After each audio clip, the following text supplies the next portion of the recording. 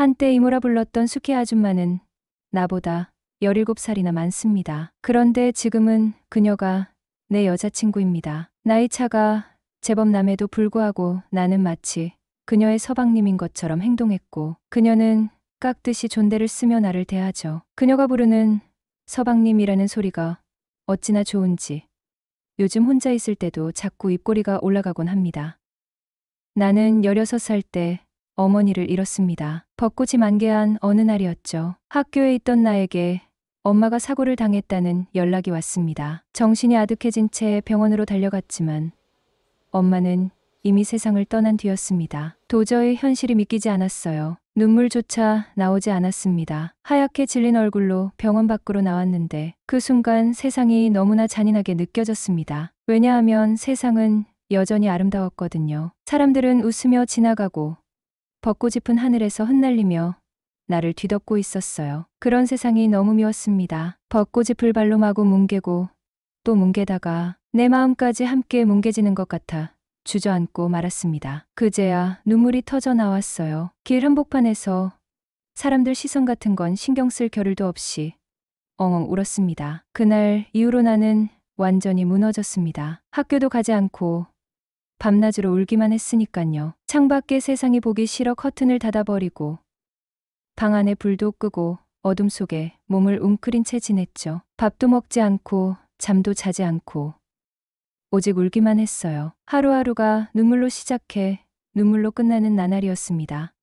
그때 수키 이모가 나타났어요. 내가 살던 빌라 바로 앞집에 수키 아줌마가 살고 있었죠. 그녀는 우리 엄마보다 5살 어리지만 엄마와 언니 동생으로 친자매처럼 가까이 지내던 사이였습니다. 그래서 어릴 적부터 나는 그녀를 수키 이모라고 불렀고요. 정태가 이렇게 힘들어하는 모습 보면 아줌마도 힘들어. 그러니까 하루빨리 힘냈으면 좋겠어. 그녀는 어느 날 나를 꼭 끌어안으며 그렇게 말했습니다. 하지만 나는 아무 대답도 하지 못한 채 눈물만 뚝뚝 흘렸습니다. 그 뒤로 수키 이모는 매일같이 우리 집을 찾아와 집안일을 도맡아 했어요. 쌓인 먼지를 털고 어지러진 방을 정리하고 마와 아빠를 위해 밥상을 차리며 헌신했죠. 된장국, 김치, 감자볶음, 계란찜 같은 소박한 밥상에서부터 가끔씩 치킨과 피자를 함께 나누는 날도 있었습니다. 그녀 덕분에 나는 비로소 앞으로 살아갈 수 있다는 희망을 품게 되었어요. 돌아가신 엄마가 나와 아빠가 걱정돼 수키 이모를 우리 곁으로 보내준 것만 같았거든요. 엄마가 너무 보고 싶었지만 수키 이모를 떠올리며 꿋꿋하게 버텨야겠다고 다짐했어요. 수키 이모는 백화점에서 옷을 사주고 시간이 되면 영화도 함께 보고 시내를 걸을 땐 손도 잡았어요. 아들 없이 딸만 둘이라 내가 내 친아들이었으면 참 좋았겠다. 그녀가 웃으며 그렇게 말할 때마다 나는 엄마처럼 그녀를 따랐고 그녀도 나를 친아들처럼 챙겼습니다. 그러다 내가 20살이 되었을 때 수키 이모의 남편이 사고로 세상을 떠났습니다. 슬픔에 빠져 있는 그녀를 보며 4년 전 그녀가 나를 위로했던 것처럼 나도 그녀 곁에 머물렀어요. 매일 그녀의 집을 찾고 말없이 곁을 지키며 그녀가 조금이라도 일찍 슬픔에서 벗어나기를 바랬죠. 그렇게 큰 고난을 2번이나 함께 겪으니 우리는 자연스럽게 더 가까워질 수밖에 없었습니다. 수기 이모는 나와 함께 다닐 때면 청바지에 라운드 티처럼 평범한 옷을 입곤 했습니다. 그런데 워낙 관리를 잘한 덕인지 균형 잡힌 몸매와 맑은 얼굴로 어디를 가든 눈길을 끌었죠. 가끔씩 지나가는 사람들이 우리를 보고 묻곤 했습니다. 2분 무슨 사이세요? 혹시 수상한 관계 아닌가요? 그럴 때마다 수키 이모는 특유의 밝은 웃음을 지으며 대답하곤 했습니다. 제 애인이에요. 그 말을 들을 때마다 나는 설레어 어쩔 줄 몰랐습니다. 사실 그녀는 내 사춘기 시절 내내 짝사랑의 대상이었거든요. 밤마다 그녀 생각에 잠 못 이루던 기억도 있습니다. 30대 후반의 나이에도 에어로빅으로 다져진 몸매 덕분에 그녀는 군살 하나 없는 건강하고 아름다운 모습을 유지하고 있었거든요. 25살이 되던 해 수키 이모의 첫째 딸 수진이와 연인 사이가 되었습니다. 그녀는 갓 20살이었고 나와 5살 차이가 났지만 우리는 너무나 잘 맞았어요. 그렇게 7년이라는 시간을 함께하며 어느덧 나는 32, 그녀는 27이 되었어요. 내년 봄 결혼을 앞두고 있던 우리는 모든 것이 순조로워 보였습니다. 오랜 연애에도 우리는 사소한 다툼 외에는 크게 싸운 적이 없었고 서로를 진심으로 배려하며 맞춰갔습니다. 수진이는 내가 세상의 전부라는 듯 마만 바라보는 여자였기에 결혼은 너무도 당연한 수순이라 여겼어요. 그런데 불과 3달 전 모든 것이 흔들리기 시작했습니다. 수진이가 대학 시절 친구로 지냈던 남자와 몰래 연락을 하다가 내가 그 사실을 알아차린 것입니다. 그녀는 그냥 남사친일 뿐이라며 대수롭지 않게 말했고 나 역시 그녀와의 신뢰를 믿으며 넘어갔죠. 하지만 그것은 단순한 연락이 아니었습니다. 수진이는 그 남자와 밥을 먹고 술을 마시며 몰래 바람을 피우고 있었던 겁니다. 불과 3달 전 양가 어르신들까지 모시고 약혼식을 올린 사이였는데 말이죠. 결혼을 반년 앞둔 시점에서 우리 사이가 가장 행복해야 할 때 그녀는 나를 배신했어요. 하지만 그녀는 눈물로 호소했습니다. 그 사람을 사랑해서 만난 게 아니다. 그저 심심해서 몇 번 그랬을 뿐이다. 정말 잘못했다. 나와 헤어지기 싫다. 우리 엄마를 봐서라도 한 번만 용서해달라. 수기 이모가 실망할 모습을 떠올리니 차마 헤어지자는 말을 할 수 없었습니다. 결국 그녀를 용서했고 그녀 역시 그 남자를 정리하겠다고 약속했어요. 하지만 그 이후로 모든 것이 달라졌습니다. 그녀와 함께 있을 때마다 바람을 피운 사실이 머릿속에서 떠나질 않았던 겁니다. 내 삶은 점점 무너져갔고 우울증에 시달리며 삶의 의욕을 잃어갔어요. 술에 의지하며 초췌해진 몰골로 하루하루를 버텼고 성격은 점점 소심해져 갔습니다. 그렇게 힘든 시간을 보내던 어느 날 내 상황을 전해 들은 친한 선배가 나를 위로해 주겠다며 불러냈습니다. 술잔을 기울이던 중 그는 이렇게 말했습니다. 사람에게 받은 상처는 사람으로 치유해야 해. 그러고는 6살 연상의 여자를 소개해 주었어요. 우리는 몇 번의 데이트를 이어갔고 그녀와의 시간은 조금씩 나를 위로해 주는 듯했습니다. 그런데 운명의 장난처럼 어느 날 데이트 중에 수키 이모와 딱 마주치고 말았습니다. 정태야, 너 여긴 웬일이야? 수키 이모의 목소리가 들려오는 순간 등골이 서늘해졌다. 아, 아줌마. 당황스러움에 얼어붙은 채 그녀의 얼굴을 바라봤다. 아줌마는 여기 어떻게? 경기도 하남 미사리의 한 카페. 6살 연상의 그녀와 조용히 데이트를 즐기던 중 수키 이모와 마주친 것이다. 말문이 턱 막혔다. 변명해야겠다는 생각은 들었지만 입이 떨어지질 않았다. 수키 이모는 나를 진지한 눈빛으로 바라보고 있었고 나는 어쩔 줄 몰라 한참을 멍하니 있었다. 죄송해요, 아줌마. 억지로 입을 떼는 순간 수키 이모가 고개를 돌렸다. 그녀의 시선이 닿은 곳에는 다정하게 팔짱을 낀 수키 이모와 젊은 남자의 모습이 있었다. 그 남자는 이모보다 훨씬 어려 보였고 누가 봐도 연인처럼 보였다. 잠시 어색한 침묵이 흐른 후 수키 이모가 입을 열었다. 잠깐 앉아서 얘기 좀 할까? 네. 그렇게 우리는 마주 앉았고 몇 분간의 고요한 시간이 흘렀다. 결국 수키 이모가 먼저 말을 꺼냈다. 수진이랑 무슨 문제라도 있니? 아니, 그게 괜찮아. 하고 싶은 말 있으면 다 해봐. 숨기지 말고. 그 순간 이제는 모든 것을 털어놔야 할 때라는 생각이 들었다. 망설임 끝에 나는 입을 열었다. 수진이가 바람을 피웠어요. 처음엔 그 남자가 그냥 친구라고 해서 믿었는데 결국 그게 아니었어요. 수키 이모의 얼굴이 굳어졌다. 하지만 나는 멈추지 않았다. 그런데 저도 맞바람을 피우고 말았어요. 처음엔 그냥 상처를 잊고 싶어서였는데 점점 상황이 이상해졌어요.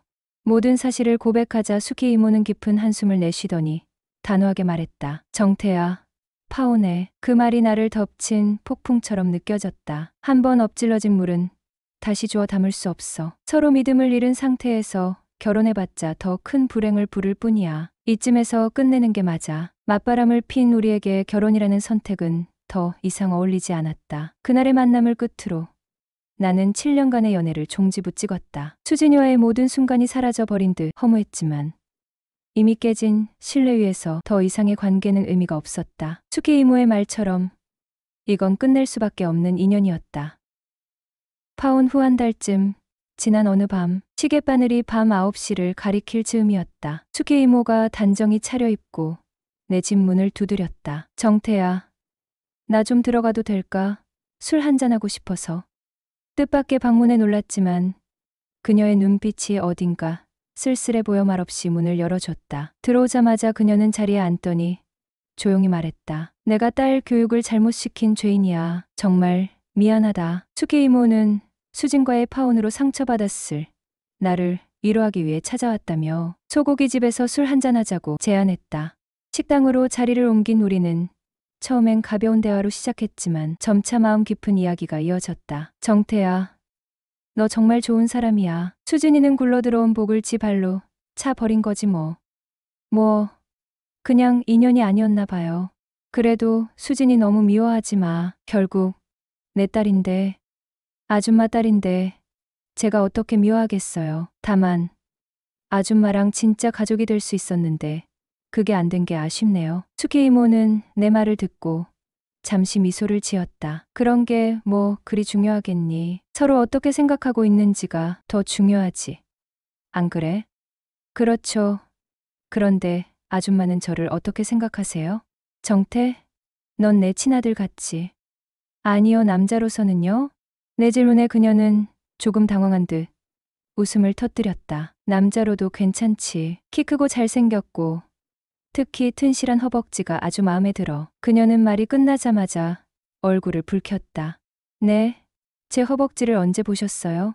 아니, 그런 뜻이 아니라 남자는 하체 힘이 좋아야 한다는 거지. 아줌마, 생각보다 은근 밝히시는 분이셨네요. 하하, 미사리에서도 한참 어린 남자랑 계시던데. 혹시 취향이 연하남이세요? 그녀는 술 한 모금을 넘기며 천천히 고백했다. 아줌마는 사별 후 40대가 되었을 때 동년배 남자보다도 자연스럽게 연하남이 끌리게 되었다고 했어요. 제가 듣기로 우리나라도 아줌마들이 연하남을 즐겨 찾는다고 들었습니다. 그런데 수키 아줌마의 남자 관계는 제가 알던 상식보다도 훨씬 더 쇼킹했습니다. 아줌마가 알려준 남자는 총 3명, 번갈아 가면서 만나 데이트를 가지고 있는 사이라고 했거든요. 순간 머릿속이 복잡했죠. 왜 그런 얘기를 나한테, 남에게 드러내고 싶지 아니한 부끄러운 부분까지 나한테 하는 걸까? 혹시 일부러 나한테도 가능성을 열어두고 싶었던 건 아닐까? 심지어 핸드폰에 저장되어 있던 그 남자들의 사진을 하나씩 보여주기 시작했어요. 3명 중 하나는 곱상하게 생겼고 겉으로 보기엔 제 또래 같아 보였습니다. 나머지 둘은 30대 후반으로 보였고요. 3명 다 채팅 어플에서 만났다고 했어요. 그녀는 저에게 이야기했습니다. 상식에 사로잡혀서 살지 마. 주변에 괜찮은 여자 있다면 편견 가지지 말고 자연스럽게 친해져 봐. 그럼 아줌마는 저랑도 이성으로 만날 수 있어요? 그녀는 한 박자 쉬더니 고개를 끄덕였다. 그럼 정태 정도면 누가 봐도 괜찮은 남자잖아. 남주기 아까울 정도로 말이야. 그녀의 단호한 대답에 나는 조심스럽게 물었다. 진심이세요? 왜? 아줌마가 너한테 거짓말하는 것처럼 보여? 아니요. 그런데 아줌마가 저랑 만나고 싶다고 하면 저도 가능할 것 같아요. 정말이니? 네. 사실 사춘기 시절에 아줌마를 몰래 좋아했었거든요. 그리고 아줌마가 제 또래 남자랑 데이트하는 걸 보니 질투도 나고요. 저 남자들 대신 제가 아줌마 곁에 있고 싶다는 생각도 들고요. 수기 이모는 내 고백에 얼굴을 붉히며 조용히 웃음을 터뜨렸다. 사실 나도 정태가 좋아. 그날 그녀와 나눈 대화는 보수적이고 단조롭던 내 삶에 커다란 파문을 일으켰다. 그녀의 솔직한 말들은 내가 쥐고 있던 상식과 편견을 무너뜨렸고 우리 사이에 또 다른 가능성을 열어주기에 충분했다. 어느 날 그녀에게 연락이 왔어요. 술 한잔하고 싶다. 얼굴 한번 보자. 그녀는 간단히 말했지만 어딘가 쓸쓸함이 느껴졌습니다. 저녁 8시쯤 집 근처의 닭발집에서 그녀를 만났어요. 그녀가 뼈 없는 매운 닭발을 엄청 좋아했거든요. 익숙하게 소주 한 병을 주문하며 내가 있어서 오늘 기분이 조금 나아지는 것 같아. 라며 잔을 제 쪽으로 내밀었죠. 우리 짠하고 마시자. 짠. 그녀를 위해 미리 쌈을 하나 준비했어요. 아줌마, 하세요. 역시 나한테는 정태밖에 없다니깐. 그녀는 환하게 웃으며 입을 크게 벌려 쌈을 입속으로 넣었다. 어때요? 제 쌈 맛이? 너무 맛있어. 정성이 들어가서 그런가 10배는 더 맛있는 것 같아. 갑자기 그녀의 눈이 촉촉해지기 시작했어요. 어제 나 그 남자한테 차였어. 알고 보니 내 또래 그 남자한테 이별 통보를 받았던 모양입니다. 헤어진 이유가 나이가 많아서래. 정말 어이없지 않니? 내가 뭐를 그렇게 많이 바랬다고. 저는 이해 안 돼요. 아줌마 같은 여자를 두고 떠나다니. 그 남자야말로 그릇이 작은 거죠. 그래, 나 괜찮은 여자야? 내 눈에도 그렇게 보여? 그럼요. 아줌마가 어디가 부족해요? 얼굴 예쁘지? 몸매 되지? 성격까지 좋지. 아, 이걸 내가 왜 말하고 있지? 다들 이미 알 텐데요.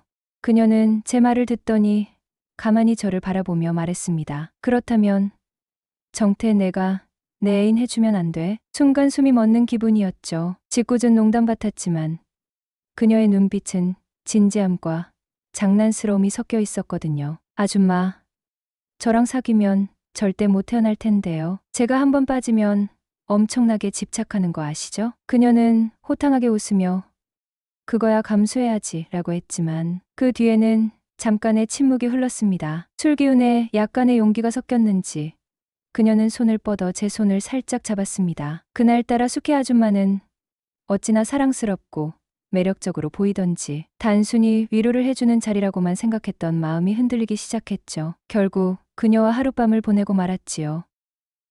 항상 엄마처럼 세심하게 챙겨주는 모습이 너무 좋았고 내숭 많고 까다로운 성격보다는 솔직하고 꾸밈 없는 성격을 더 좋아했기 때문에 털털하고 가끔은 장난기 있는 모습조차 너무 좋았어요. 그녀가 내 또래 연하남과 만나고 있단 소리를 들었을 때부터 이성으로 조금씩 궁금해지기 시작했어요.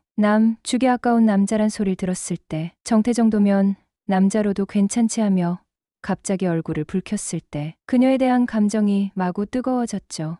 하루를 24시간으로 잡았을 때 적어도 잠자는 시간 빼고는 거의 전부 그분 생각을 했으니까요. 같이 놀러 다닌 곳도 많았고 얘기도 참 많이 했어요. 무엇보다 그 시간 1분 1초가 너무 행복했습니다. 그러다가 제가 그녀에게 좋아한다고 고백했는데 사실 누가 봐도 좀 그래 보이잖아요. 그녀가 그러더라고요. 우리 여기까지만 하자. 더 이상은 안 돼. 너도 얼른 좋은 사람 만나야지. 그날 일은 서로 잊자. 웃으면서 그러는데 너무 마음이 아프더라고요. 그렇게 서서히 연락이 뜸해지다 멀어졌고 한 달 만에 그녀에게 연락이 왔어요. 잘 지내느냐?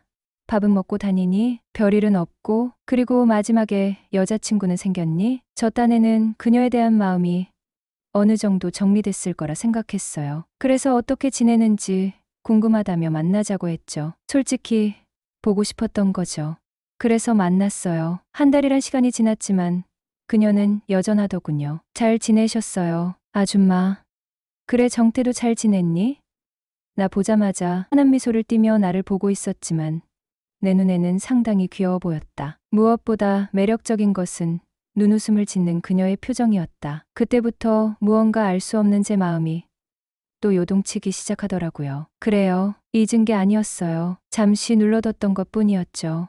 그날 하루가 너무 행복해서 시간이 가는 줄 몰랐어요. 밤이 깊고 새벽이 되도록 헤어지고 싶지 않았죠. 데려다 준답시고 새벽에 함께 길을 걸었어요. 지름길을 두고 돌아서 걸었죠. 5분이라도 더 있고 싶었거든요. 저는 사실 남녀 관계에 있어 남자가 많은 부분을 배려해야 된다고 생각하는 사람이에요. 그래서 먼저 제가 리드하는 것보다 의견을 존중하는 편이었죠. 근데 그날따라 제가 아닌 것 같더군요. 저희 집으로 가서 한 잔 더 하자고 했어요. 아줌마, 저희 집 가서 맥주 한 잔 더 할래요? 늦었는데 괜찮겠어? 내일 일 가야 하는데 피곤하지 않겠어? 상관없어요. 아직 생생한데요, 뭘. 그래, 한 잔 더 하지 뭐. 저도 제가 왜 그랬던 건지는 잘 모르겠는데 그냥 이대로 헤어지게 되면 영원히 못 볼 수도 있단 생각이 들었거든요. 그녀도 집에 가봐야 할 것도 없다면서 알겠다고 하더라고요. 너무나 쉽게 수락을 하길래 이건 뭐지 싶더군요. 우리 오늘 얼굴 보고 나면 언제 또 볼런지 모르잖아. 그치? 그녀도 저와 비슷한 생각을 하고 있었더군요. 그날 이후 우리는 일주일에 한두 번씩 만나 데이트를 이어갔습니다. 약속을 하나 했습니다. 어느 한쪽이 원하면 언제든지 헤어진다. 이 조건으로 만남을 시작했지만 어느새 6개월이 넘도록 관계를 이어오고 있어요. 아줌마는 나한테 잘 보이고 싶어서 평소 때와는 다르게 어려 보이는 예쁜 옷으로 차려입고 헤어스타일도 바꾸었습니다. 나를 위해 조금씩 변하려는 모습은 정말 사랑스러웠습니다. 앞으로 호칭을 어떻게 불러야 할까요? 단둘이 있을 땐 수키라고 이름 불러줘. 그럼 수키가 나를 부를 때는 서방님, 서방님 좀 이상한데. 나 서방님으로 부르고 싶어. 서방님한테 귀여움도 받고 싶고 사랑도 받고 싶어. 나 사랑해 줄 거지? 그럼 당신처럼 귀여운 여자를 사랑하지 않으면 사내도 아니지. 서방님, 역시 우리 서방님. 우리의 사랑이 언제까지 이어질 줄 모르지만 현재까진 이쁜 만남을 이어가고 있답니다. 진정한 사랑은 자신보다 상대방의 행복을 더 중요하게 여기는 것이다.